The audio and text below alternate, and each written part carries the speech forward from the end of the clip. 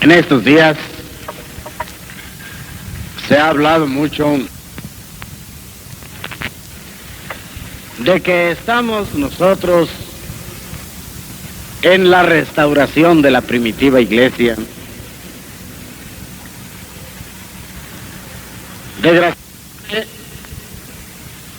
muchos repetimos las frases que escuchamos sin adentrar en su verdadero significado, sin procurar discernir qué es lo que estamos haciendo, sino nos contentamos con la simple repetición de las palabras, nos ufanamos, nos gloriamos de que estamos en la restauración de la iglesia. Justo es que adentremos en ese concepto. ¿Qué queremos decir? ¿Cuál es la restauración? ¿Qué significa? ¿Por qué era necesaria esa restauración? Debemos primero de dejar por sentada una base. ¿Qué quiere decir la palabra restaurar?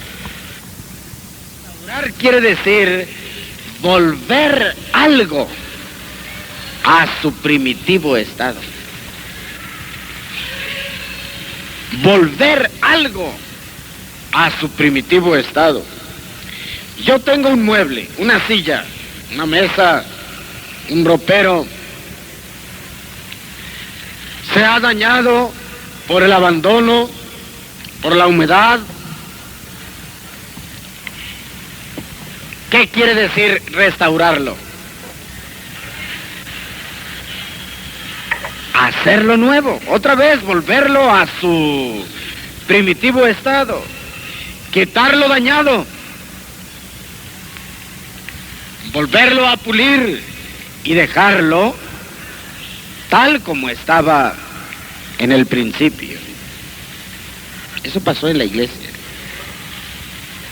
Si yo traigo otra silla, otro ropero, ¿es restaurarlo? ¿Es restaurarlo? ¿Por qué no? Es algo distinto, es algo no el original. Así es en la iglesia.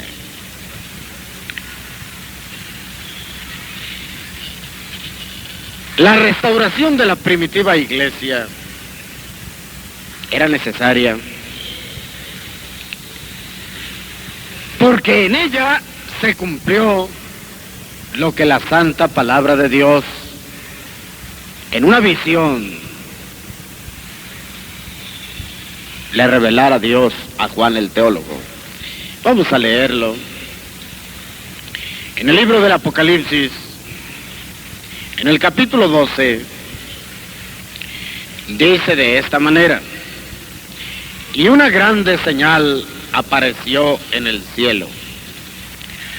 Una mujer vestida del sol, y la luna debajo de sus pies, y sobre su cabeza una corona de 12 estrellas.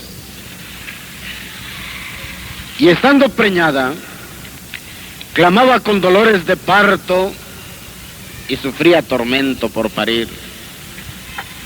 Y fue vista otra señal en el cielo. Y he aquí un grande dragón bermejo que tenía 7 cabezas y 10 cuernos, y en sus cabezas 7 diademas, y su cola arrastraba la tercera parte de las estrellas del cielo y las echó en tierra.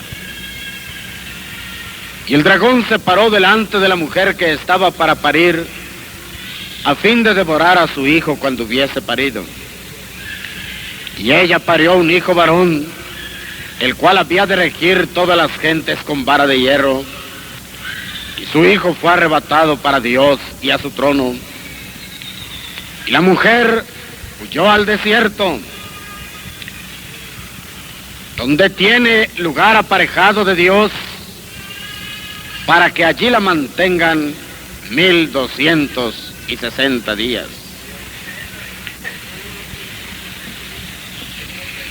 Y cuando vio el dragón que él había sido arrojado a la tierra, persiguió a la mujer que había parido al hijo varón, y fueron dadas a la mujer 2 alas de grande águila, para que de la presencia de la serpiente volase al desierto, a su lugar, donde es mantenida por un tiempo, y tiempos, y la mitad de un tiempo. Y la serpiente echó de su boca tras la mujer agua como un río, a fin de hacer que fuese arrebatado del río. Y la tierra ayudó a la mujer, y la tierra abrió su boca, y sorbió el río que había echado el dragón de su boca. Entonces el dragón fue airado contra la mujer, y se fue a hacer guerra contra los otros de la simiente de ella, los cuales guardan los mandamientos de Dios y tienen el testimonio de Jesucristo. Que Dios bendiga en nosotros su palabra. Siéntense, mis hermanos.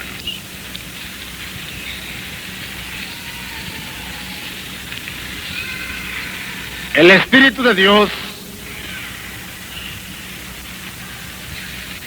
nos habla en su palabra acerca de la revelación que Dios le diera a Juan en Patmos.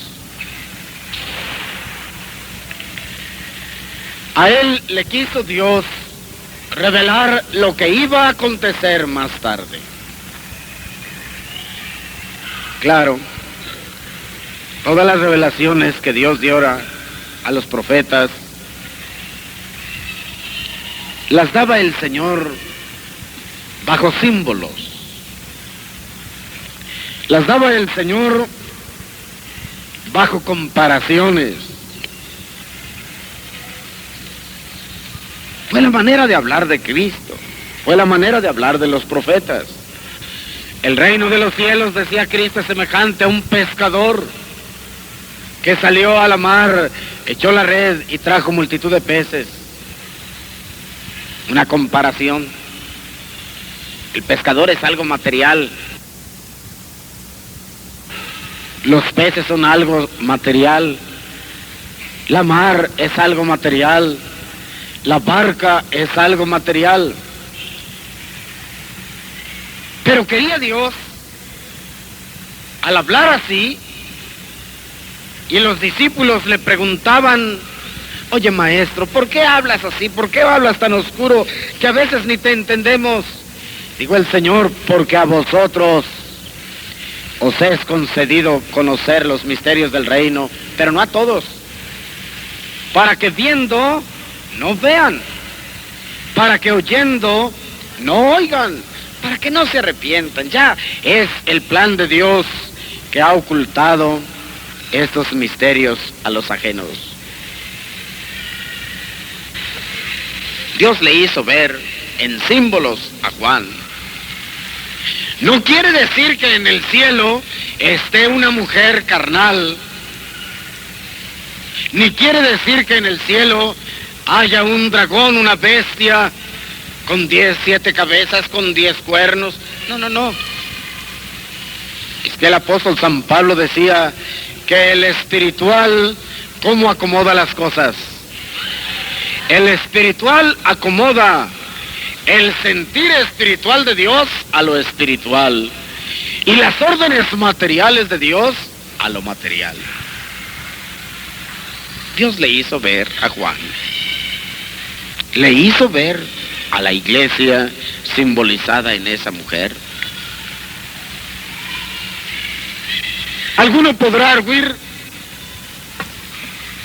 ¿por qué le llama usted que aquella mujer simbolizaba la iglesia? Porque así la trata el apóstol.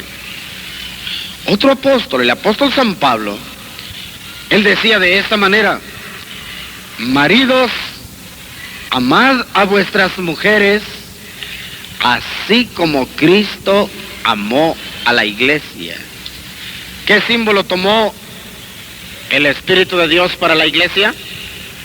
¿El símbolo de qué? De una mujer.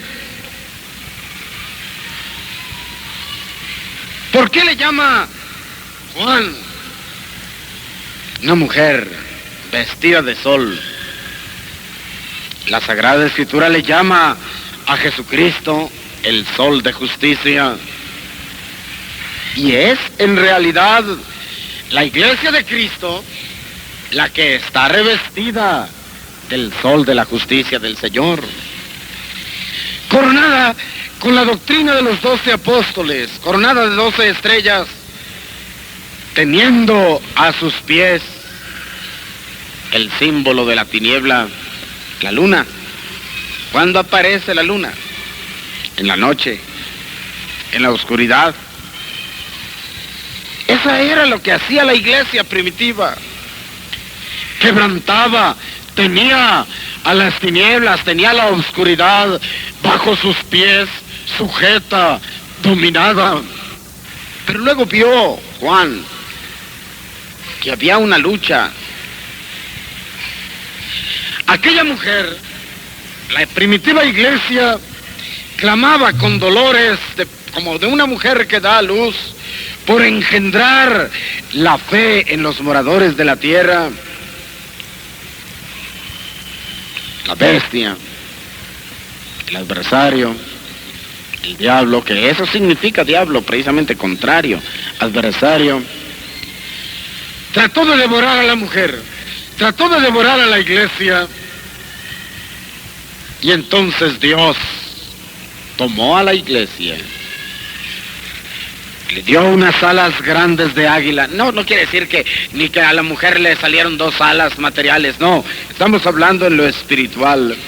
Tomó Dios a la mujer y la apartó de la vista de la tierra. La llevó, la ocultó en el desierto durante un tiempo. La ocultó en el desierto por tiempo y tiempos y la mitad de otro tiempo. Eso pasó en la primitiva iglesia. La primitiva iglesia era una organización bella, indiscutiblemente.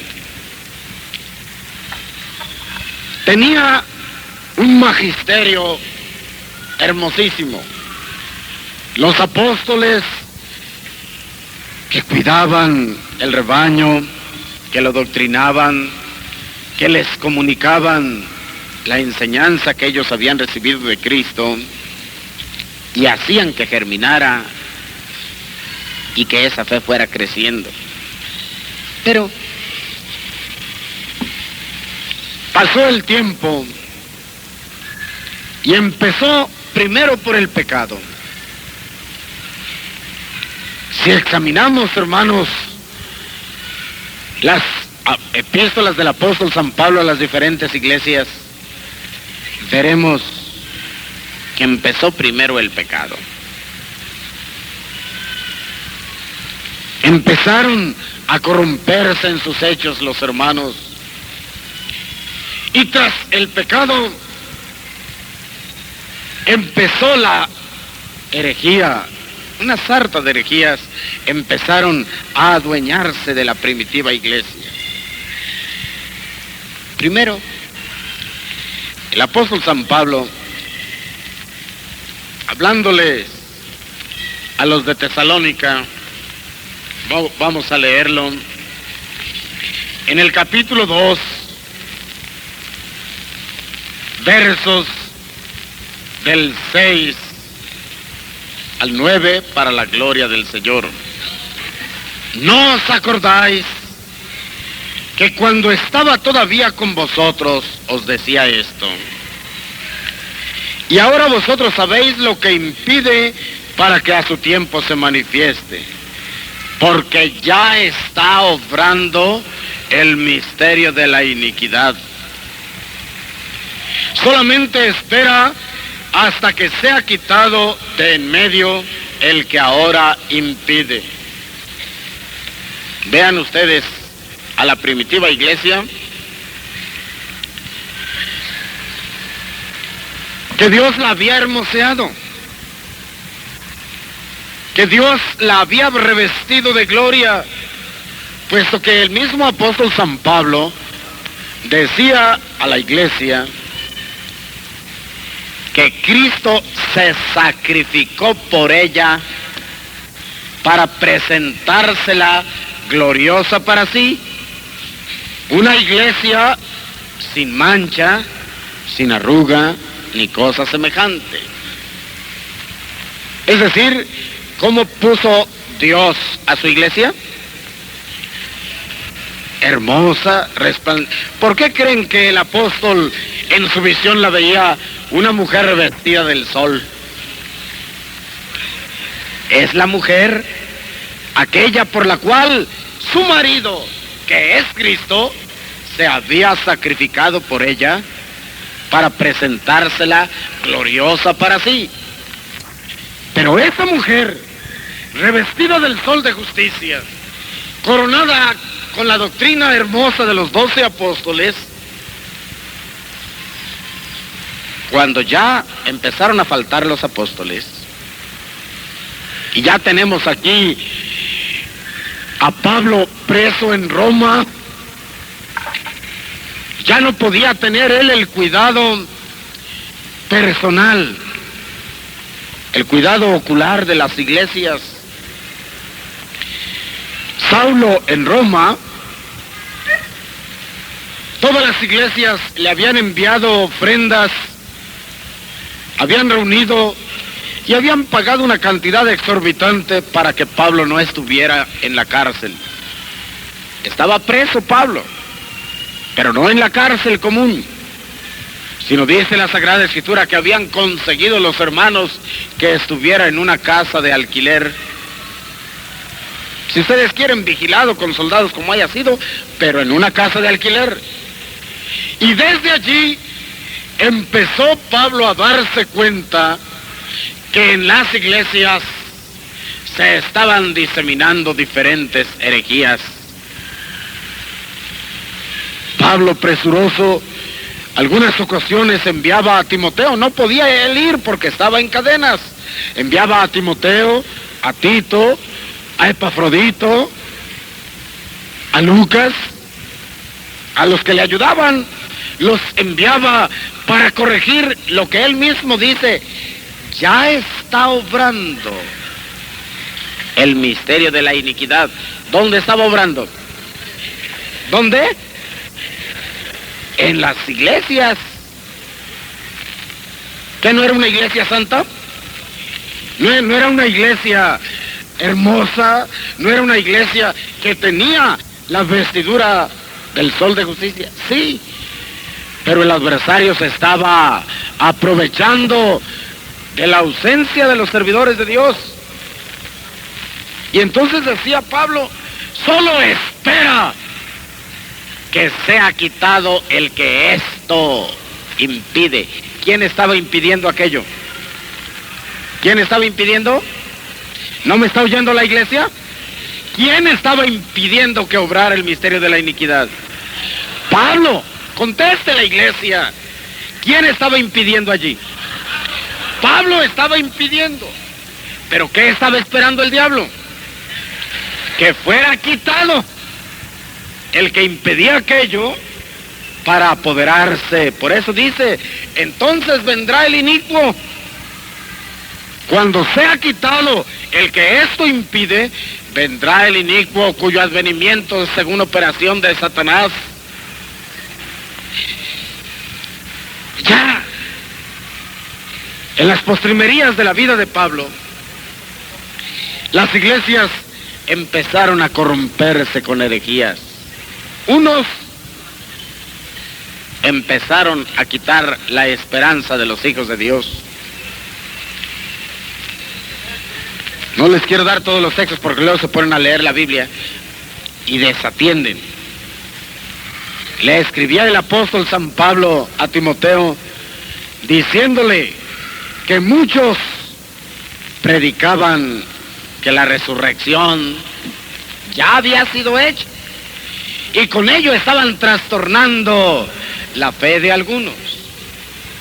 Ya lo estaban predicando. Todavía vivía Pablo.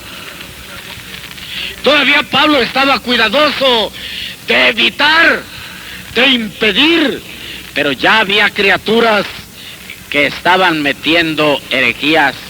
Una de ellas, aparentemente, decían la verdad. No era verdad que Cristo ya había resucitado. Y si nosotros somos cristianos, decían ellos, resucitamos ya con Cristo, porque somos nosotros semejantes a Él, no solo en su muerte, sino en la resurrección. Aparentemente, ¿tenían verdad al decir que la resurrección era hecha? Sí, pero ¿qué estaban haciendo? Destruyendo la fe y destruyendo la esperanza, porque es una cosa natural. Si ya la resurrección es hecha, ¿qué esperamos?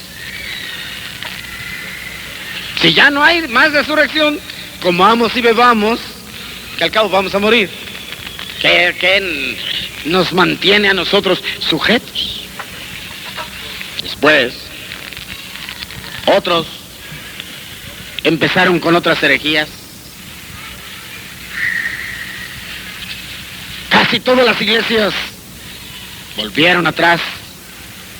Después de haber empezado el camino de Dios por el Espíritu, volvieron otra vez a circuncidarse, volvieron otra vez a guardar la ley de Moisés, volvieron otra vez a guardar los sábados de las semanas, de los meses, las nuevas lunas, otra vez al tiempo antiguo. Y el apóstol decía, yo temo que toda mi carrera con ustedes haya sido en vano. Estaba todavía el cuidadoso. Él, aún allá preso, enviaba uno, enviaba otro, para ir corrigiendo esas herejías, esos daños que se estaban metiendo en la fe de los creyentes y que estaban desvirtuando por completo la iglesia. Ya no era la iglesia resplandeciente, ya no era la iglesia hermosa por la cual Cristo se había sacrificado. Imagínense, mis hermanos, el apóstol les dice, guardáis los meses, los días, las semanas. Temo que haya corrido en vano. Pero aquella iglesia ya se había corrompido y había vuelto atrás. Otra vez a guardar los días que la ley mandaba, los sábados. Otra vez los meses. Otra vez a los sacrificios. Otra vez a circuncidarse. ¿Era la iglesia por la cual se había sacrificado Cristo? Ya no. Ya no. ¿Qué había pasado ya en aquella iglesia? Se había corrompido. Ya aquella iglesia había perdido su prístina fe, su primitiva fe.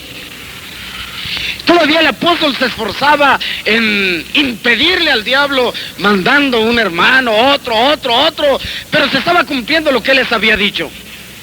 En Éfeso, antes de que lo aprendieran, reunió a los obispos, reunió a los pastores de las iglesias y les dijo, yo sé que después de mi partida aparecerán, se introducirán entre ustedes, ¿qué? Lobos rapaces que no perdonarán al rebaño. Los lobos rapaces eran los que iban a meter esas herejías. Eran los que iban a corromper, los que iban a ensuciar aquella vestidura resplandeciente de la mujer. El apóstol San Juan, vamos a leer lo que dice en la segunda de San Juan, el verso 7, un hermano, en la primera carta, San Juan decía, yo les había escrito que vendría el anticristo. Bueno, los católicos como no tienen el Espíritu de Dios, locamente dicen, el anticristo que va a nacer de una bestia. Entonces, sí es cierto. El anticristo es el hijo de la bestia. ¿Pero se refiere a una bestia material? ¿El anticristo es una persona? No. El anticristo era aquello que estaba obrando, era el misterio de iniquidad, la sarta de herejías que estaban desvirtuando la doctrina de la primitiva iglesia. Por eso decía San Juan, yo les he escrito que va a venir el anticristo, y al presente muchos han comenzado a ser anticristos. ¿Todavía vivía San Juan? ¿Pero qué hacía el pobre si ya estaba desterrado allá en una isla pequeña que se llama Patmos, viviendo allá como cabra montés?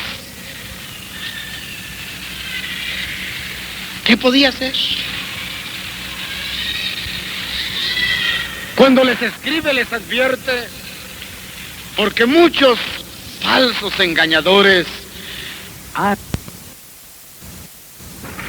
Sin duda Jesús era un ser espiritual, el cual se apareció en la tierra.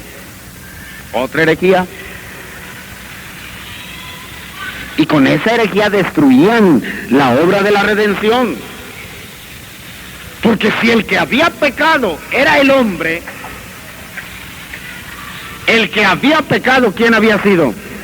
El hombre. ¿Quién podía redimirlo entonces? Un hombre. Un hombre. Ojalá y me entienda la iglesia lo que quiero decirles. ¿Quién había pecado? ¿Quién? El hombre. Entonces, ¿quién podía hacer la redención? Si hubiera mandado Dios a un ángel, el más justo, el más perfecto, al ángel Gabriel, al ángel Rafael, lo hubiera mandado el Señor para que lo mataran, ¿hubiera habido redención? Porque dice la Sagrada Escritura que no hay remisión de pecados sin derramamiento de sangre. ¿Un ángel tiene sangre? Parece que no me están entendiendo, hermanos. No. Si pecó el hombre, ¿quién podía efectuar la redención? Si hubiera venido un ángel, ¿hubiera valido el sacrificio de un ángel? ¿Por qué no? Porque dice la Sagrada Escritura que sin derramamiento de sangre no hay remisión de pecados. ¿Y un ángel qué es? Es un espíritu. ¿Tiene sangre? ¿Puede derramar su sangre? No. Entonces no valdría la redención. Tendría que ser efectuada la redención por un hombre, pero por un hombre no igual a todos. Porque tomemos por ejemplo a Job, el más justo, puesto que dice la Sagrada Escritura que el mismo Dios se gozó en su justicia y le dijo al diablo, ¿no has considerado a mi siervo Job, que no hay otro tan justo sobre toda mi casa? Bueno, si hubieran sacrificado a Job, justo, o Moisés, muy más manso que todos los hombres de la tierra, ¿hubiera servido ese sacrificio? ¿Por qué no? Porque había nacido de hombre. Y dice la Sagrada Escritura, en Adán todos pecaron y están destituidos de la gloria de Dios. Todo aquel que nace de la voluntad humana nació con la herencia de Adán, del pecado. Entonces, si hubiera sido sacrificado Job, o Moisés, o Isaías, o Jeremías, o Elías, cualquiera de los profetas, ¿hubiera servido la redención? ¿Por qué no? Porque aquellos con todo y ser justos habían nacido en pecado. He aquí, decía David, en pecado me concibió mi madre. Entonces no valía. Era necesario que la redención fuese efectuada por un hombre, pero por un hombre no nacido de pecado. Por eso fue necesario que Dios tomara a una mujer virgen y a esa mujer virgen la hiciera fecunda por el Espíritu de Dios, y de allí nació un hombre, el cual, al derramar su sangre, pudo efectuar la obra de la redención. Sin embargo, ya en la ancianidad de San Juan, ya muchos, como él mismo dice, muchos engañadores han salido en el mundo diciendo otra cosa, que Jesús pues era un ser sobrenatural, era un ángel, era un ser espiritual, porque para sufrir todo lo que sufrió era algo extraordinario, era algo fuera de lo normal. Sin embargo, al decir eso, destruían la obra de la redención. Y por eso decía San Juan, si alguno no confiesa que Jesús vino en carne, el tal es el espíritu del anticristo. ¿Se fijan cómo en la primitiva iglesia ya se estaban metiendo las herejías? Unos diciendo que la resurrección ya era hecha. Otros volviendo a la ley, a circuncidarse, a guardar los sábados, a hacer diferencia entre los alimentos. ¿No recuerdan que el apóstol San Pablo le escribía a Timoteo y le decía, mira, esto dice el Espíritu manifiestamente, que en los venideros tiempos, es decir, no entonces, sino más tarde, algunos apostatarán de la fe, escuchando a espíritus de error y a doctrinas de demonios. ¿Quiénes iban a escuchar las doctrinas del demonio? ¿Está hablando de la iglesia, de las iglesias de fuera? ¿Está hablando de otras congregaciones? ¿De quiénes? Es decir, en la primitiva iglesia se introdujeron doctrinas de demonios, se introdujeron espíritus de error, se introdujeron verdaderas herejías. Era la labor del diablo, natural. Les quitaban la obra de la redención, les quitaban la esperanza de la resurrección. ¿Qué quedaba para la vida cristiana? Lo que decía San Pablo, si nada más creemos en Cristo, somos los más miserables de todos los hombres, ya sin esperanza. Ya, ¿para qué servía entonces la fe o para qué servía el conocimiento de Cristo? La iglesia desapareció. Ya después, la iglesia, precisamente es significativo que a la iglesia de los romanos el apóstol San Pablo les dijera que muchos iban a cambiar, a trocar la gloria del Dios incorruptible en semejanza de hombre corruptible, en apariencia de hombre. Se hicieron imágenes. Cambiaron la gloria del Dios incorruptible, la cambiaron totalmente. Fíjense bien, mis hermanos, que la primitiva iglesia se corrompió tanto que hasta el concepto de Dios cambiaron. La primitiva iglesia sabía que Dios es uno y es espíritu. Porque Pedro, porque Juan, porque Felipe, Bartolomé oyeron lo que Cristo dijo. Se acercó un joven y le preguntó a Cristo, Maestro, ¿cuál es el mandamiento más grande en la ley? Y el Señor les contestó, el primer mandamiento, el más grande de la ley es este: oye Israel, el Señor nuestro Dios es uno. ¿Y ese Dios cómo es? A Dios nadie le vio jamás, dice San Juan, sino el unigénito Hijo. Él le declaró. El unigénito Hijo, cuando declaró cómo era Dios, dijo, Dios es espíritu. Entonces, ¿en cuántos dioses creía la primitiva iglesia? ¿En cuántos dioses? ¿Y cómo era ese Dios? Era espíritu. Sin embargo, ya cuando entró la corrupción, los hombres inventaron la Trinidad. ¿Quién es Dios? La Santísima Trinidad. Dios Padre, Dios Hijo, Dios Espíritu Santo. 3 personas. ¿Se fijan? Ya no fue el Dios que adoraba la primitiva iglesia. ¿Cuántos dioses adoraba la primitiva iglesia?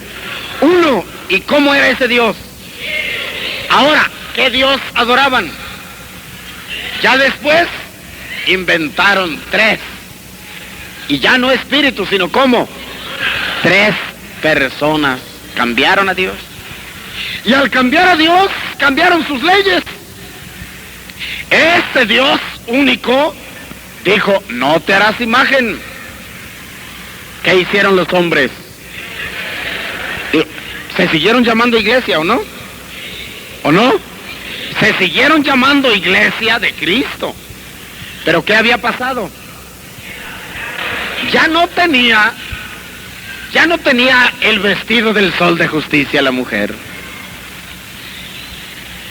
Aquella corona de 12 estrellas, o sea, la doctrina gloriosa de los 12 apóstoles, ya no la tenían.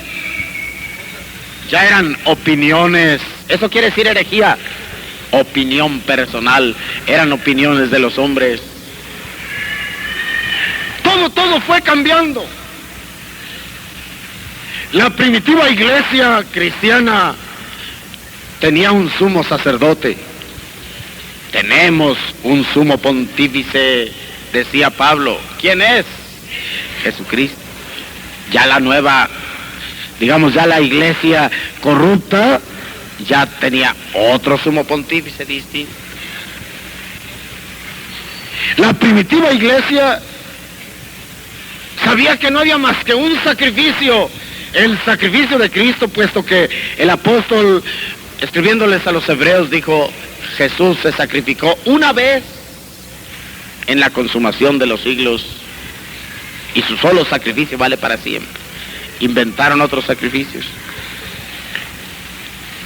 Me fijaba yo, hermanos, hace unos 15 días estábamos platicando con un sacerdote en Irapuato y yo le hacía ver cómo se había cambiado la iglesia.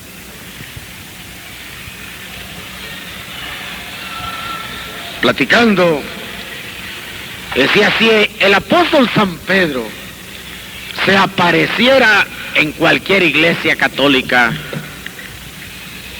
reconocería la iglesia que él dirigió, reconocería la iglesia que él pastoreó. Imagínense, mis hermanos, que llega el apóstol San Pedro a cualquier iglesia, como sea. Al decir iglesia me refiero a la católica, a la ortodoxa, a la protestante, de cualquier denominación. Entran. Lo primero que va a haber, una sucesión de imágenes.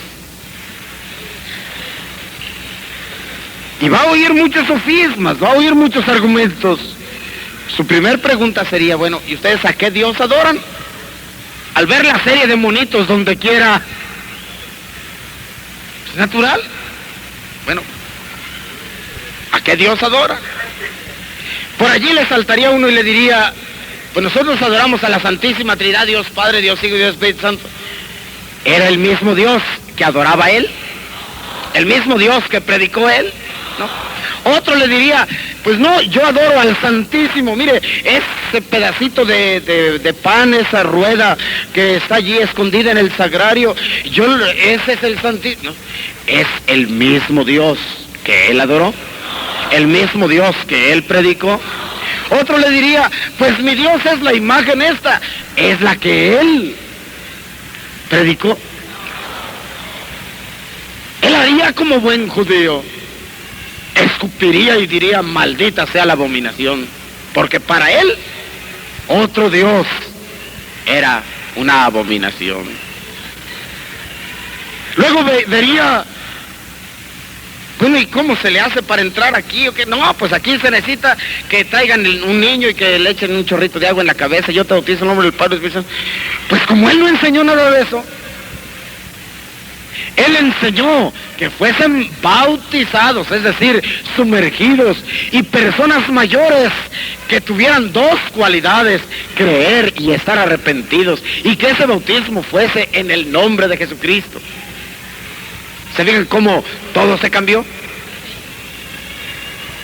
¿Dónde está entonces la iglesia primitiva? ¿Dónde estaba? Si entrara Pablo a una iglesia evangélica y les preguntara también ¿qué Dios adoran ustedes?, le dirían los católicos, porque adoran el mismo Dios. Como no les han cortado el ombligo de la iglesia católica, siguen todavía adorando su mentada Trinidad, un Dios mítico, un Dios inventado por los hombres y llenos de sofismas. Igual. ¿Dónde estaba pues la iglesia del Señor? Aquella iglesia que pastorearon los apóstoles no estaba. Dios la había apartado para que no se revolviera con el reino de la bestia aquí en la tierra. Todo el capítulo 13 del libro del... No me lean, por favor, no me lean. Todo el capítulo 13 del libro del Apocalipsis habla del reinado de la bestia aquí en la tierra. Entre tanto, la iglesia del Señor estuvo oculta en el desierto. La bestia se enseñoreó de la tierra. Fue a hacer guerra contra los que todavía guardaban el testimonio del Señor. Impuso sus leyes, impuso sus ordenanzas. No había la doctrina, aunque sí había la Biblia. ¿Se fijaron lo que dije? No había la doctrina, aunque sí había la Biblia. La Biblia siguió existiendo, con todas sus enseñanzas hermosas, con toda su doctrina de maravilla, pero ¿quién la entendía? Nadie. Teniendo la Sagrada Escritura, seguían los hombres en sus herejías, hasta que el Señor trajo, en el capítulo 14 del Apocalipsis, dice el Señor que después del reinado de la bestia aquí en la tierra, enviaría Dios un ángel al cual encomendó el evangelio eterno para predicarlo a toda nación, tribu y lengua. Esa es la restauración de la primitiva iglesia. No otra. No es una nueva iglesia. ¿Qué es? Es decir, aquella iglesia que había sido dañada por tanta herejía, aquella iglesia que se había corrompido con tantas herejía, vuelvo a repetir, quiere decir la opinión personal de los hombres, iba otra vez el Señor a volverla a su primitivo origen, a su primitivo lugar, dice el mismo Dios, volvería otra vez al tener el evangelio eterno. ¿Qué quiere decir? El evangelio que no varía, el evangelio que no cambia, la doctrina que no se moderniza. ¿Nunca se han fijado, mis hermanos, que los mismos puercos evangélicos se hieren a las hermanas por su vestuario? ¿Qué les dicen? ¿Qué ridiculez es esa de andar vestidos hasta abajo? Pero mire, hermano, digo, del católico no me extraña porque él no conoce la palabra de Dios. Pero el evangélico que tiene la Sagrada Escritura, mire, hermano, aquí dice que la mujer viste en hábito necio. No, eso fue allá, en el tiempo antiguo, allá cuando los apóstoles. Pero nosotros ahora vivimos en el siglo XX, hay que modernizarse. ¿Qué evangelio le encargó Dios a aquel ángel? El evangelio eterno, el evangelio sin variación, el evangelio sin modernización, sin cambio. Días